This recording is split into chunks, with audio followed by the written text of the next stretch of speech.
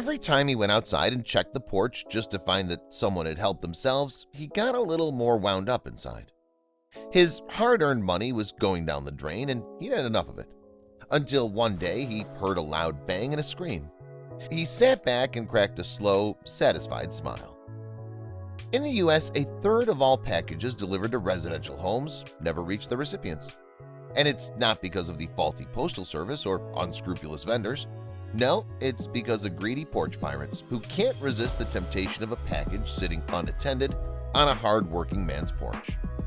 Well, Arthur Russell was sick and tired of it. Now, Arthur wasn't an unreasonable man. In fact, he prided himself on the self-discipline he'd mastered during his time in the force. He was humbled and had worked hard for everything he had, only for someone else to audaciously take his things like they were owed to them. The first time it happened, Arthur was angry. The second, third, and fourth time, he saw red. From small items like toilet paper to expensive Jeep automotive parts, the brazen bandits had stolen it all from him while he was at work. Arthur had tried to take the high road by reporting the thefts to police, but they weren't interested in his problems. Fuming over his losses, he decided to take matters into his own hands. After multiple calls to the police and getting no joy, Arthur got to work to create the ultimate revenge box. The next person who decided to go sidewalk shopping with a 5-finger discount on his porch would have another thing coming. You see, unfortunately for them, Arthur had a unique set of skills and a rather unusual hobby.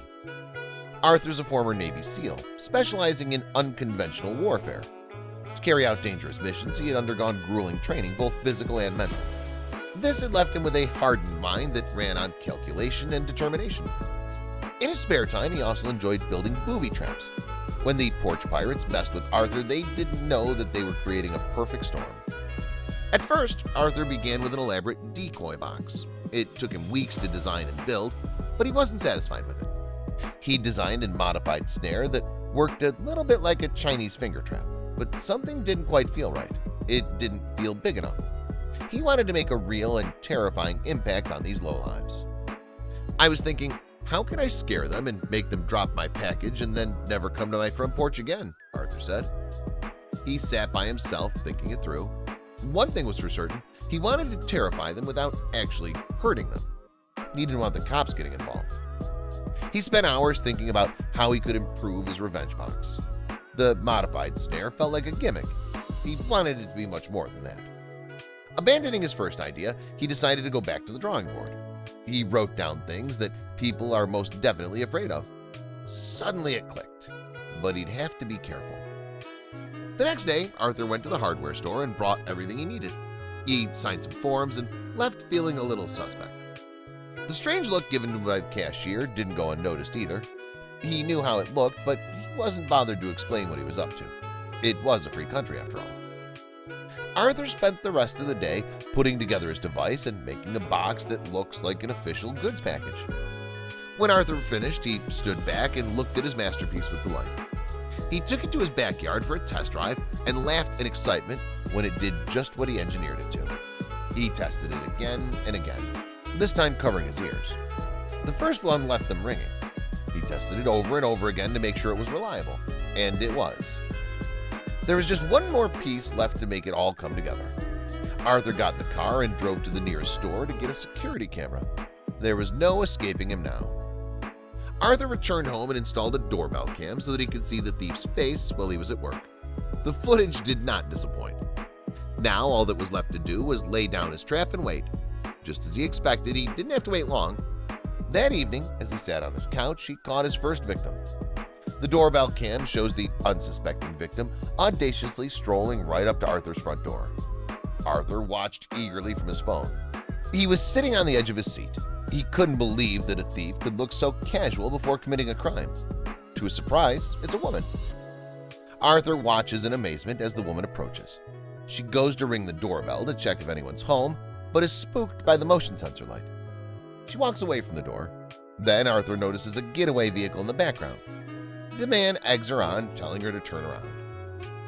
With the person waiting in the getaway car growing impatient, the woman goes back to the house, takes a look around, and grabs the package. Boom! The woman screams and runs back to the getaway car so fast that Arthur ends up with her cell phone. poetic justice. He sits back and smirks. What had he done? Arthur's box is genius in its simplicity. The box contains a plate that holds back a firing pin, which is connected to a string that's secured to his doorknob. When the box is lifted or pulled, the plate moves enough to allow the firing pin to set off a 12-gauge shotgun blank. But was it legal? State law forbids anyone from assembling explosive devices without a valid license. Even though it's a blank, the way the device is made is actually illegal, said police spokeswoman Loretta Cool. The police don't think that Arthur's boombox was a good idea at all. If the would-be package thief is hurt in any way, the homeowner could be responsible, she continued. Even more than him crossing the line, I'm not sure if people realize that, even though this person is stealing something, he can't intentionally set them up to be hurt, Cool explained. She also said that Arthur's man-trap could also become a crime itself, but it would be up to the Porch pirates to lay criminal charges, something that hasn't been done. Although the box is terrifying, Arthur says it's perfectly safe. He told reporters that he's tested it dozens of times, and he even tested it with a ripe tomato inside. It never hurt me once, he explained in an interview. It didn't hurt the tomato in there either. And the contraption has lured more than one thief. Arthur did suggest, however, that if anyone was to copy his idea, they might want to cover their backs first, for legal reasons. He learned that it was best to tack up a no trespassing sign and taping a beware note to the box, warning people not to move the package from the porch. That can protect the homeowner from lawsuits, and Arthur knew that. The involvement of the cops and the legal discussions around his ploy may have deterred some people from pursuing it further, but Arthur was different. There was no way he was going to stop what he was doing, especially when he was catching criminals red-handed trying to steal from him. He was also confident it was completely safe, and time again, his device proved effective. Arthur set his trap once again, hoping to teach another thief a lesson. Just a few days later, he caught one. Everything went exactly to plan once more. The man sees the porch, runs up to grab the package, and boom! I know it's crude, but there's nothing scarier than a 12-gauge, a satisfied Arthur quipped. Although the police aren't pleased with Arthur's boombox, they did start to take his complaints more seriously.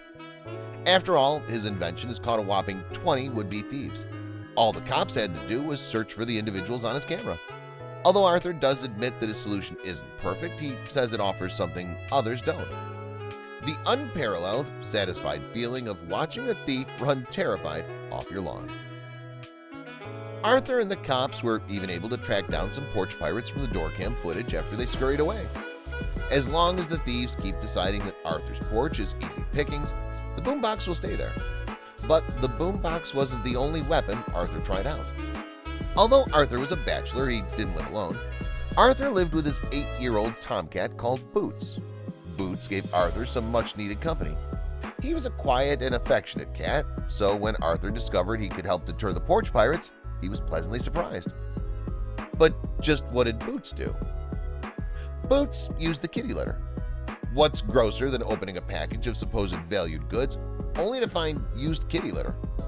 While Arthur was in his experimental phase, he decided to take Boots' kitty litter and pour it into one of the empty Amazon boxes he had lying around the house. The result? He watched from the window as a man walked up to his porch and swiftly grabbed his Amazon package. Arthur chuckled as he walked away. But then there was a problem. His neighbor saw his address on it and picked up the open box a few blocks down. The man had opened the box and discarded it on the side of the road. But that's not all. His neighbors read the note Arthur left inside for the thief and put 2 and 2 together. Arthur's note reads, "Hi, you're on camera. F you, thief. Hope you like cat crap." His neighbor immediately knew that Arthur was trying to do as he'd suffered from the porch pirates himself. He hated them just as much as Arthur, but he hated trash on the street too. He returned the prank box to Arthur but advised him to think of something better next time, and when he did, to let him know so he could do it too. Arthur took his advice to heart and continued to experiment. He tried filling the box with garbage, which led to the same result. Then he thought of something completely different. It was the idea that sparked his final 12-gauge boombox master plan. He made a glitter bomb. He blew up a balloon and filled it with glitter and confetti. He stuck a pin to the inside of the box and created a lever so as when the box was opened, the glitter would explode into the thief's clothes. But it didn't have the desired effect. It was better than the garbage and kitty because at least this prank projected onto the thief, but it still wasn't scary enough. Needless to say, the blanks took care of that problem. But all of these prank experiments caused a moral debate online. Just because Arthur was sick and tired of his hard-earned money being stolen, did people think it was right to make them pay? Some victims of porch piracy think even the term porch pirate is too cute a description to use for these common thieves. For many people, they're the worst society has to offer, especially for Christine Hyatt, who, like Arthur, has her own war story of misgiving dealings with these lowlives. Currently, America is going through a porch pirate epidemic, and Christine Hyatt is one homeowner that suffered greatly at their hands. With a daughter with diabetes, Christine relies on her packages to deliver some much-needed medical devices for her child. Yet, all too many times her life-saving equipment has been stolen. Christine claims that over 20 packages of hers have been stolen this year alone. 6 of those packages contained her daughter's medical supplies. It made her become as revenge-focused as Arthur, and she sent up many prank boxes too. Their neighborhood is one of the worst hit by porch pirates, and it was leaving its mark. When a neighborhood is tormented by porch pirates, it soon becomes an issue of safety. If you have thieves willing to drive around your neighborhood in broad daylight targeting your house, what else are they capable of doing? It was a question that plagued Christine and Arthur and a real motivation behind their revenge, but not everyone agreed. A thread on Reddit debating the topic was surprisingly full of people jumping to the porch pirates' defense. It's all fun and games until one of the would-be robbers sues for PTSD, one Reddit user typed. Another user wrote, "I don't get this. You're placing your property out there. It's not the thief's fault if he decided to take it and then gain access to its contents." Apparently, some people think that unless your property's in your house, then it's a free-for-all. Of course, this is absolutely false, and if that were true, then by this logic, parking our cars in our yards or having our chairs, lights, and plants on our yard are also up for grabs? A homeowner's property is anything within the territorial limits of that home, front lawn, back lawn, side lawns included. Mostly, however, people online shared a mutual hatred for these thieves and a huge disappointment in how the authorities failed to deal with them. It left many people, like Arthur and Christine, feeling like they have no choice but to take matters into their own hands and serve justice themselves. But what would you do? If you were constantly targeted by porch pirates and made official complaints to police that seemed to go nowhere, would you take the risk of injuring a thief to serve justice, or would you pursue a different solution? At the end of the day, whatever's safe and doesn't cause any lawsuits to fall at your door is the best way forward.